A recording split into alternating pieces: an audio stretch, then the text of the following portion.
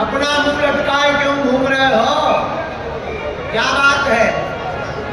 तब नारद जी ने कहा, महाराज हम इस पृथ्वी पर सत्संग करने के लिए आए थे, मिला सत्संग? तब नारद जी बोले, पुष्करम चा प्रयागम चा श्रीशैले, पुष्करम चा प्रयागम चा काशीं गोदावरीं तथा हरि क्षेत्रम कुरुक्षेत्रम श्रीरंगम सेतुबंधनम।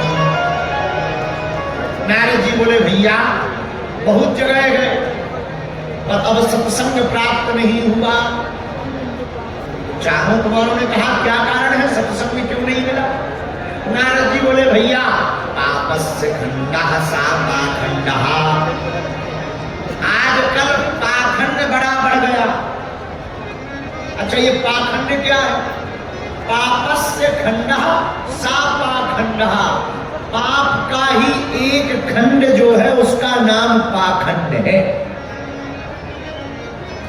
तो पाप पर आवरण पुण्य का होता है, आवरण धर्म का होता, पर अंदर अधर्म होता, इसी को पाखंड कहते हैं। बोलो सीताराम। जैसे कालनेमी, जैसे कोई सियार शेर की खाल पहन ले, क्या शेर माना जाएगा? बोलो बोलो, जोर से बोलो। जैसे हमारे गांव में एक आदमी था, वो अपने आप को प्रधानमंत्री कहता था। उससे पूछो, कौन हो तुम? बोले, हम प्रधानमंत्री जी हैं। तो क्या प्रधानमंत्री हो गए? बोलिए, बस इसी का नाम पाखंड है। तो नारद जी से पूछा कि आपको सत्संग क्यों नहीं मिला? बोले, हमको पाखंडी बहुत मिले। कौन? अरे संतों के पास चले जाते। नारद जी बोले, महाराज संतों का तो और बुरा हाल है। क्या हाल है? बोले, नाम? बोले, नारद जी बोले, हम एक स्थान पर गए, महात्मा का स्थान था। महात्मा के स्थान पर जाकर के देखा, बड़ा दिव्य भवन मंदिर बना, भारी विशाल का आश्रम बना। नारद जी बोले, हमने पूछा, ये किसका भवन है? उत्तर मिला, सोई हम लौट आए। बोले, उत्तर क्या मिला? नारद जी बोले, महाराज पता लगा ये त्यागी जी का आश्रम है। नाम त्यागी जी, आश्रम 12 खंड का। बोलो सीताराम। नारद जी बोले, हमारा मन नहीं लगा, हम दूसरी जगह चले गए। दूसरी जगह गए, 12-15 अच्छे प्यारे प्यारे भगवा रंग के कपड़े टंगे हुए थे सूखने के लिए, बड़े प्यारे कपड़े।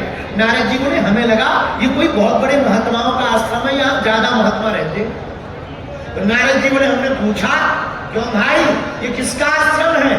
नारद जी बोले, उत्तर मिलते ही हम दबे पांव भगे आए। उत्तर क्या मिला? बोले, उत्तर मिला ये नागा बाबा जी का आश्रम है।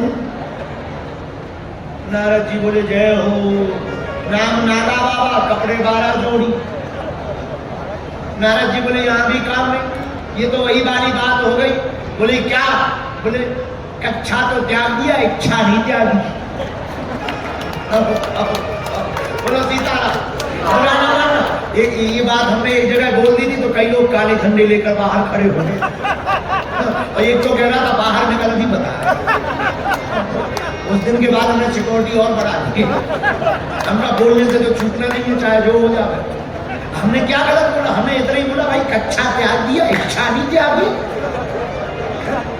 बोलो सीताराम। नाम नागा बाबा जी, कपड़े 12 जोड़ी। नारद जी बोले, हम वहां से वापस लौट आए, यहाँ भी सत्संग मिलने वाला। एक और मिले। नारद जी बोले, हम तीसरी जगह गए। 12 छोटे छोटे बच्चे, बड़े प्यारे प्यारे बच्चे, तिलक लगाए हुए घूम रहे थे, कंधे पर जनेऊ डाले थे, बड़ा प्यारा मुस्कान दिखाई पड़ रही थी। नारद जी को लगा ये कोई बहुत सुंदर स्थान है, महात्मा बहुत अच्छे हैं, लगता है यहाँ कोई गुरुकुलम है। पर नाम पूछा, कौन हो? उन बच्चों ने कहा कि हम तो ब्रह्मचारी जी के बेटे हैं। नारद जी बोले, जय हो। नाम ब्रह्मचारी जी और पूरी क्रिकेट टीम तैयार। नारद जी बोले, यहाँ भी सत्संग मिलने वाला। भाई कोई महात्मा अपने ऊपर मत ले जाए, टीवी के माध्यम से हम हाथ जोड़ रहे हैं। कई लोगों के नाम तो ऐसे ही होते हैं, पर अब ठीक है, हमें कुछ बोलना नहीं है, ज्यादा बोलेंगे तो कई लोगों को आग लग जाएगी। और तुरंत तो हमारे मुर्दाबाद के नारे लगने लगे। जितने ज्यादा पुतला हमारे फूके गए, भारत में किसी के नहीं फूके गए। अब वो इस बात पे फूके गए क्योंकि हम बोल देते हैं सत्य, और सत्य बोलने में उनकी दुकान हो जाती है बंद, और बंद होती है तो वो हमको ही बंद करना चाहते हैं। लेकिन एक बात बोले, सच्चाई छिप नहीं सकती बनावट के उसूलों से, खुशबू आ नहीं सकती कागज के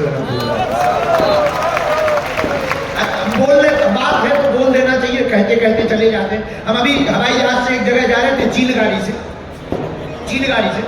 इंदौर का इंदौरी चंगीलाल मूसाखेड़ी का हमारी बगल वाली सीट पे बैठा था। उसने कहा और गुरुजी कैसे हो? हम कहा ठीक है, ये जी रहे, भाग रहे। बोले कहाँ जा रहे? हम कहा नेपाल जा रहे। इसलिए हमका कथा है, कथा करने जा रहे, करेंगे कुछ माया जाल फैलाएंगे, माया जाल फैला करके अन्नपूर्णा कैंसर हॉस्पिटल बनाना है, सुदक्षिणा लाएंगे। बोला आप इतना सीधा हो, स्पष्ट क्यों बोल देते? हम कहा जो है सो बोलना ही पड़ेगा। अब हमसे ये बात नहीं बनती है कि माया छोड़ने के प्रवचन भी माया लेकर किए जाए। तो बगल में वो बैठा था, उसने बातों में कहा गुरुजी, हमारे गुरुजी है राजस्थान के, वो पासवर्ड और मोबाइल नंबर बता देते, तुम्हारे पास ऐसी शक्ति है? हम सिर खुजाने लगे। बोले नहीं सिर मत खुजाओ, बताओ तुम तो पर्चा बनाते हो, दरबार लगाते हो, चमत्कार दिखाते हो, ऐसी शक्ति है कि पासवर्ड या मोबाइल नंबर? हम कहा भाई हमारे पास ऐसी कोई शक्ति नहीं है कि हम पासवर्ड या मोबाइल नंबर बताते, पर जो तुम्हारे गुरुजी हैं हम उनसे मिलना चाहेंगे राजस्थान वाले। बोले क्यों? हमका 4 अंकों का नंबर हमें भी चाहिए। बोले कौन सा? हमका अमेरिका में लॉटरी लीगल है, 4 अंक लॉटरी के चाहिए, भारत के ऊपर बहुत कर्जा है, उनकी शक्ति इसी के काम आ जावे, कम से कम लॉटरी का नंबर बता देंगे, 400-500 करोड़ मिलेंगे, 150 करोड़ हम तुम्हारे गुरुजी को दे देंगे, बाकी भारत के फंड में डाल करके भारत का कर्जा चुकवाएंगे। उनकी शक्ति देश के काम भी आई। उन्हें भारी बुरा लगा, वो चंगीलाल को बहुत बुरा लगा, पूरी रास्ता भर हमसे बोला। तो हम आपको कहना ये चाह रहे, बुरा न मानना, हम कहना ये चाह रहे सब एक से नहीं होते, पर कुछ अच्छे भी होते, कुछ बुरे भी होते, पर हमें किसकी शरण लेनी चाहिए ये बहुत महत्वपूर्ण है। हम जिसके चरणों में अपना माथा रख रहे, याद रखना, या तो तुम माथा रखना नहीं, रखना तो फिर उठाना नहीं। नारद जी यही कह रहे, हम नहीं कह रहे। कथम ब्रह्मण दीनोखा, नारद जी तुम कहां गए सत्संग के लिए? तब नारद जी ने भागवत के महत्व में वृतांत दिया। भागवत के महत्व में ही चर्चा करते हुए कहते हैं, पुष्करम चा प्रयागम चा काशीम गोदावरीम तथा हरि क्षेत्रम कुरुक्षेत्रम श्रीरंगम सेतुबंधनम एवं आदेशु तीर्थेषु भ्रममाण इतस्ततः। सर्वत्र गए पर कहीं पर भी भगवान की कथा या सत्संग नहीं दिखाई पड़ा। तो सनत कुमारों ने नारद जी से कहा, अरे नारद जी गृहस्थियों के पास जाते, महात्माओं के पास सत्संग नहीं मिला, गृहस्थों के पास ये बैठे हैं, इंदौर चले जाते। ऐसा कहा नहीं है भागवत में, इतना कहा गृहस्थों के पास जाते। तो नारद जी बोले संतों का तो कुछ हाल ठीक ही है, गृहस्थों का तो और खराब। बुद्धिदायका कन्या विक्रयणो लोभा दंपति नाम चकलकनम। बोले गृहस्थों का तो और दिमाग खराब है। बोले क्या? बोले माता पिता की सेवा तब तक जब तक श्रीमती जी नहीं आई, और जहां श्रीमती जी आई सोई माता पिता की खटिया या तो खेत में या किसी वृद्धाश्रम में। बोलो जय सिया राम। ये गृहस्थों का हाल है। बोले गृहस्थों का हाल क्या? बोले गृहस्थों का हाल तो और खतरनाक, तरुणी प्रभुता ये है श्याल को बुद्धिदायका। श्याल को मतलब साला, पत्नी का भाई, साले साहब। जब तक शादी नहीं होती तब तक कोई काम बच्चा करता है तो माता पिता और गुरुजी से पूछता है, शादी होते ही स्पेशल फोन ससुराल में साले साहब को ठोका जाता है। तो श्याल को बुद्धिदायका कन्या विक्रयणो लोभा। बोले क्या? बोले कलयुग के गृहस्थी अपनी बेटी को बेचते हैं। वो हद ये है, आजकल संबंध नहीं होता है, समझौता होता है। जो जितना ऊंची बोली लगा सके उतने में ही लड़का बिकाऊ है। पहले संबंध होते थे, सम देख करके समधी बनते थे, समधी समान अवस्था वाले जोड़ते थे, समधी। आजकल तो डीलिंग होती है, तुम 5 लाख दे रहे, कोई कल 10 लाख दे दे, तुम्हारी कैंसर, ये वाली शादी थे। भले ही वो फिर पूरी जिंदगी भर बहू आकर के बेलन चिमटा चला, लेकिन दहेज में तो 10 लाख ही चाहिए, फॉर्च्यूनर कार ही चाहिए। बोलो सीताराम, जोर से बोलो, और जोर से बोलो। तो नारद जी बोले तरुणी प्रमतागे है श्याल को बुद्धिदायका कन्या विक्रयणो लोभा दंपति नाम चतल। भैया गृहस्थों का हाल भी बेहाल है, तब तुम कहां गए? नारद जी बोले जब कहीं सत्संग नहीं मिला। ओ वृंदावन श्री वृंदावन, वृंदावन श्री वृंदावन, ओ वृंदावन श्री वृंदावन। नारद जी बोले वृंदावनम नवकाननम, जहां श्रीधाम वृंदावन में ठाकुर जी का वास है। नारद जी कहते हम सीधाम वृंदावन को गए। लेकिन नारद जी बोले भैया तत्राश्चर्यम मया दृष्टम श्रूयताम तन्मुनीसुरा एका तु तरुणी तत्र निसन्ना खिन्नमानसा। हमने एक बड़ा आश्चर्य देखा। क्या? बोले हमने वृंदावन में देखा एक युवती स्त्री रोती हुई बैठी है। बहुत सी स्त्रियां कोई पानी पिला रही, कोई पंखा जला रही, लेकिन 2 वृद्ध उसकी जंघों पर लेटे हुए हैं। नारद जी बोले भैया हमने जैसे ही देखा सोचा जाया जाए, पूछा जाए कौन है, क्यों रो रही है। नारद जी बोले भैया हम थोड़ी दूर तक तो गए पर वापस आ गए। क्यों? हमें लगा स्त्रियों का समूह है, पुरुष कोई है नहीं। कहीं हम गए, हमने जाकर कहा कहो देवी जी, कहीं पलट के जवाब ना दे रहे, ए बाबा स्त्रियों के समूह में तुम्हारा क्या काम, हम रोए चाहे गाए। नारद जी बोले भैया जैसे ही हम आधे रास्ते से वापस लौटने लगे सोई वो स्त्री चिल्लाई, हो साधु क्षणम तिष्ठम मच्चिंतान विनाशय दर्शनम तव लोकस्य सर्वथाग हरम परम। हे महाराज रुको रुको, हो साधु क्षणम तिष्ठम, रुको रुको, थोड़ा रुको, थोड़ी देर क्षण रुको। अरे महाराज महात्माओं के तो दर्शन करने से ही कल्याण हो जाता है, और आप तो महात्मा हो, मुनि हो, रुको। नारद जी बोले भैया हम रुक गए, वापस गए, स्त्री के पास जाकर खड़े हो गए। वाह तुम कौन हो, तुम कौन हो, तुम देवी? वाह तुम पद देवी सारस्तारस्य स्वस्य दुःखस्य कारणम।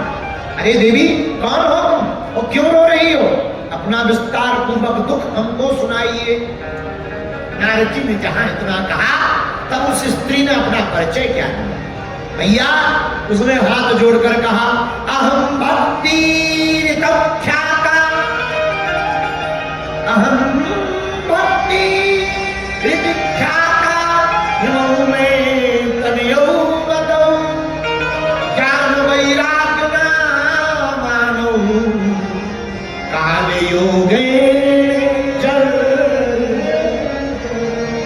महाराज मेरा नाम भक्ति है, ये जो 2 वृद्ध लेटे दिखाई पड़ रहे मैं मां हूं, ये दोनों बेटे। नारद जी बोले हमें हंसी आ, क्यों? मां जवान है, बेटे बूढ़े। क्या कारण है देवी? तुम तो जवान हो, बच्चे तुम्हारे बूढ़े। भक्ति देवी ने कहा महाराज क्या बताएं, हमारा मैं पैदा तो दक्षिण भारत में हूं, बड़ी में कर्नाटक आदि प्रदेशों में हूं, कहीं कहीं मेरा बड़ा सम्मान हुआ, पर कलयुग में पाखंड बढ़ने के कारण इन पाखंडियों ने मुझ तीनों को ही वृद्ध कर दिया। लेकिन जब से मैं वृंदावन आई हूं तब से मैं तो ज्यों की त्यों हो गई हूं, पर मेरे दोनों बेटे अभी भी मूर्छित और वृद्ध पड़े हैं। एक का नाम ज्ञान है, दूसरे का नाम वैराग्य। बात भी सही है, भक्ति केवल वृंदावन में नाच रही और ज्ञान और वैराग्य तो सबका सोया पड़ा, सबके हृदय के सोए पड़े, सबका ज्ञान और वैराग्य मूर्छित है। पर नारद जी से उस स्त्री ने कहा, भक्ति देवी ने, महाराज कैसे भी करके हमारे दोनों बेटों की मूर्छा खोलो। नारद जी बोले, चिंता मत करो, हमारे पास उपाय है, संतों के पास तो समाधान ही होता है। क्या होता है? बोलो बोलो। संतों के पास समाधान होता है। क्यों? क्योंकि संतों के पास भगवान होता है। नारद जी ने गीता पाठ गीता का पाठ किया, श्लोक किया। गीता का पाठ करें तो थोड़ी देर के लिए मूर्छा खुल जाए, फिर सो जाए। नारद जी बोले, भैया हम परेशान हो गए, ज्ञान और वैराग्य जागेंगे कैसे? कौन सी बूटी पिलाई जाए, ज्ञान और वैराग्य जाग जाए? महात्माओं से पूछा, किसी ने उत्तर नहीं दिया। तब तक आकाशवाणी हुई, नारद जी आप ज्ञान और वैराग्य की मूर्छा खोलना चाहते हो तो सत्संग करो। बात भी सही है, लॉजिक है। ज्ञान तो सत्संग से ही बढ़ता है, और जो जान लेता वो वैराग्य पा लेता। जानकारी प्राप्त करना ज्ञान है, और ज्ञान की पारंगता वैराग्य है। भाई जिसे पता हो गया तो दूध में शक्कर डालने से मीठी हो जाती, ये जान लेना ज्ञान है। लेकिन पीने को तो फिर मोह भंग हो जाता, वो वैराग्य, उसी का नाम वैराग्य। वैराग्य क्या? वैराग्य मतलब फिर किसी से राग नहीं, वैराग्य में ही छिपा उत्तर। किसी से राग नहीं, राग मतलब किसी से प्रेम नहीं। ना काहू से दोस्ती, ना काहू से बैर, ना दोस्ती ना बैर, ये वैराग्य, इसी का नाम वैराग्य। तो वैराग्य क्या? किसी से प्रेम नहीं, किसी से दुश्मनी नहीं। बोलो जय सिया राम।